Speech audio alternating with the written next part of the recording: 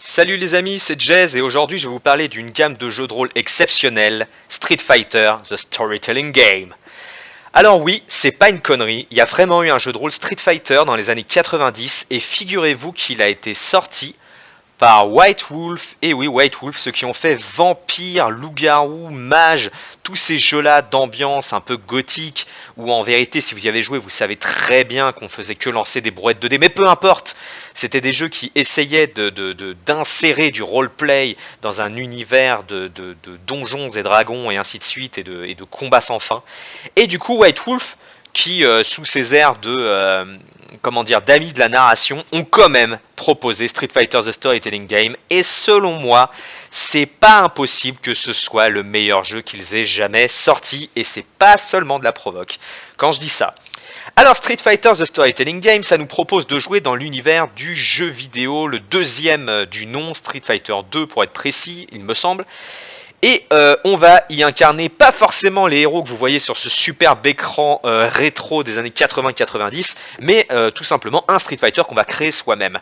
Et c'est là où le jeu est assez génial en vérité, puisque on nous permet de jouer absolument tout et n'importe quoi dans la plus pure tradition des films des années 80-90 avec Jean-Claude Van Damme, Steven Seagal et autres grands héros du cinéma de l'époque. Même si bien évidemment vous retrouvez les fiches de vos héros favoris, hein. Il y a Fei Long, Dalsim, T-Hawk, bon T-Hawk c'est pas mon préféré, mais il y a Zangief, Zangief regardez, un vrai homme, comme on n'en fait plus avec un slip rouge, mais quelle classe. Voilà, et tous les autres, hein, tous ceux qu'on a vraiment envie de jouer, hein, comme Ken, Ryu, Guy, et j'en passe, ils sont tous là.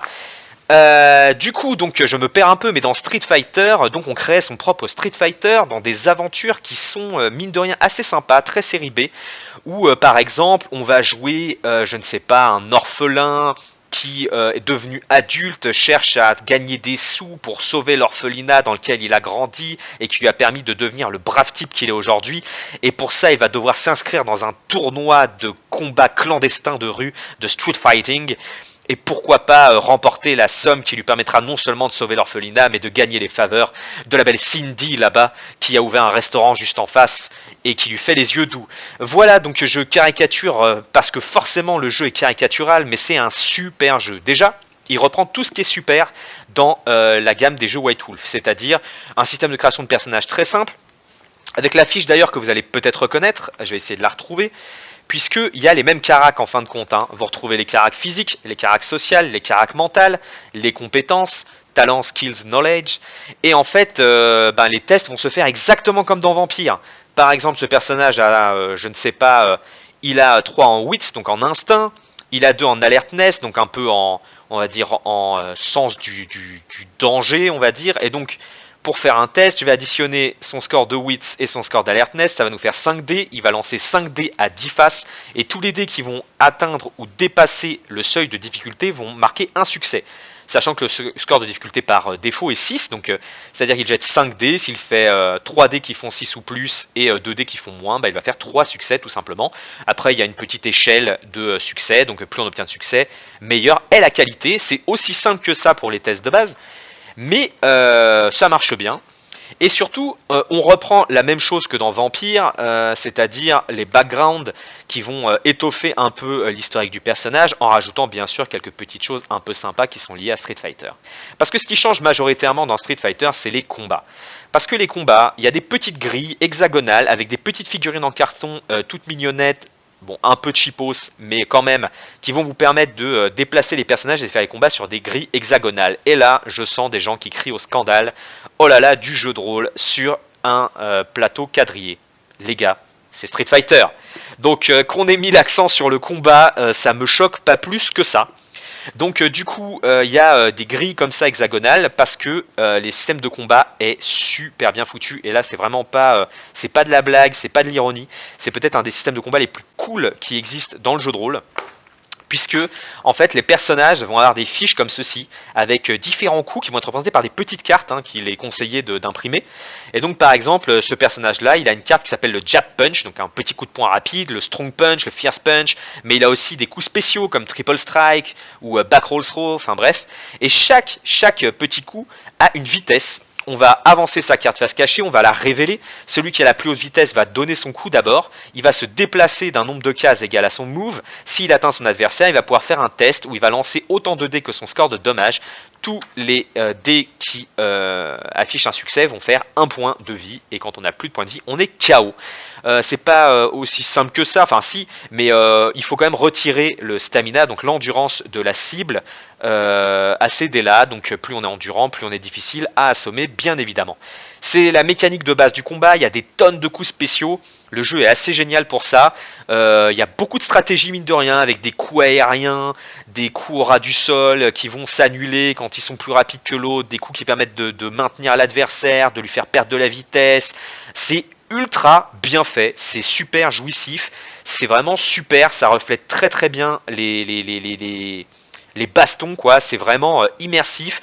Alors certes, ça a un petit côté jeu de plateau, mais super assumé, super bien géré, et qui vraiment donne de l'ampleur à vos combats.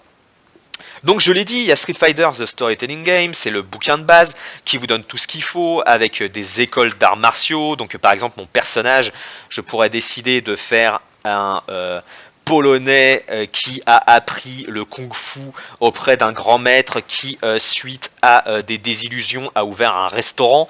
C'est totalement cliché, peu importe, ça marche super bien.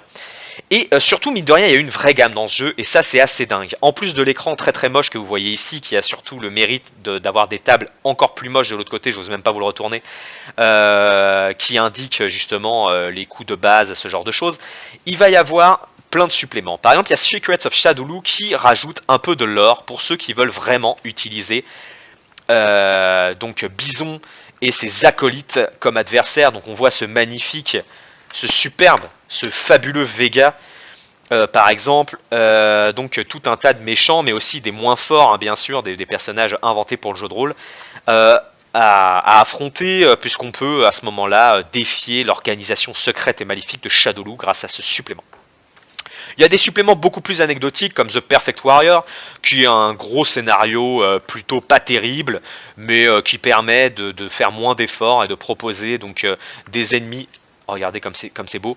Regardez des ennemis déjà faits, une petite aventure. Donc voilà, un petit scénar. Il y a Contenders qui est tout simplement un recueil de pré-tirés. Mine de rien, vu que les fiches avec les techniques spéciales et tout peuvent être un petit peu longues à faire, c'est assez cool d'avoir tout un tas de personnages préfaits, même s'ils sont relativement hideux.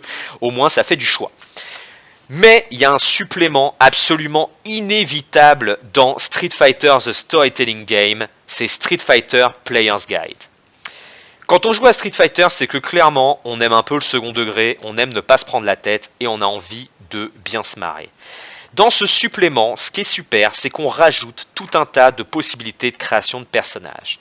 On rajoute notamment les hommes animaux. Vous voulez faire un homme pingouin qui fait du kabaddi et qui l'a appris directement avec Dalsim, qui peut cracher du feu? Aucun problème, le jeu gère ça. Vous voulez faire un élémental de terre qui a grandi sur les bords d'un volcan et qui désormais est capable de faire des séismes? Maintenant, vous pouvez.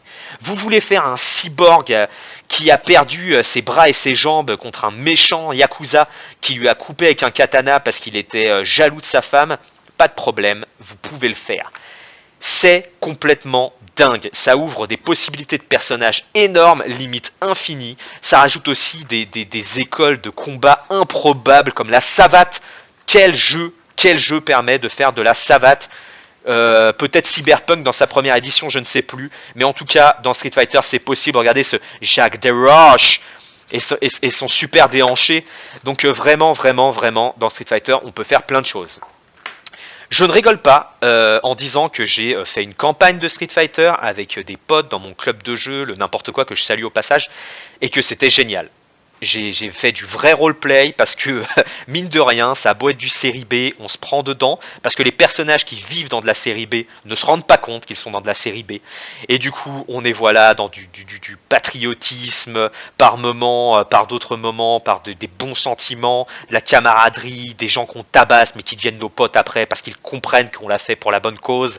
C'est super, voilà, c'est hyper cliché, mais c'est très très drôle si on se prend pas au sérieux. Vraiment, Street Fighter, c'est un super jeu de rôle. Je ne peux que le recommander. Le jeu n'existe qu'en anglais parce que les Français n'ont pas assumé de traduire ce jeu, mais ils le méritent amplement. Je vous ai montré ce que j'ai moi. La gamme est plus étoffée encore. C'est très difficile à trouver aujourd'hui, je ne vous le cache pas, mais peut-être qu'il y a des gens qui sont écœurés, peut-être qu'il y a un petit snobinard fan de match de la première heure qui a juste vu White Wolf et l'a commandé en pensant que Street Fighter était un supplément pour son jeu favori et qui écœuré essaie de le revendre sur le net. Peut-être que vous pourrez retrouver ce jeu, cette perle rare qui est Street Fighter, qui est super drôle. Qui est vraiment fun et qui mine de rien a un système de création de personnages qui est suffisamment riche, même plutôt très riche, et qui permet de créer des personnages vraiment cool avec des techniques de combat, des montées en puissance, la possibilité de croiser les personnages du jeu vidéo pour ceux qui veulent être dans ce délire, ou au contraire de faire un univers qui est totalement coupé de cela. C'est une vraie boîte à outils pour les fans de série B et de baston. Vraiment, Street Fighter, c'est un super jeu de rôle, je l'ai dit 60 fois et je le redirai une 61e fois. Street Fighter, c'est un super jeu de rôle, c'est un de ceux qui m'a offert le plus de bons moments, de rigolade, quand on a envie de jouer sans se prendre la tête, sans se prendre au sérieux. Voilà le jeu qu'il faut. Voilà, j'espère que je vous ai donné envie de tester le jeu ou au moins de vous y intéresser. N'hésitez pas à dire ce que vous pensez de cette vidéo en commentaire. Et si vous avez des choses à dire, des expériences sur ce jeu de rôle, n'hésitez pas à les partager. À la prochaine, merci.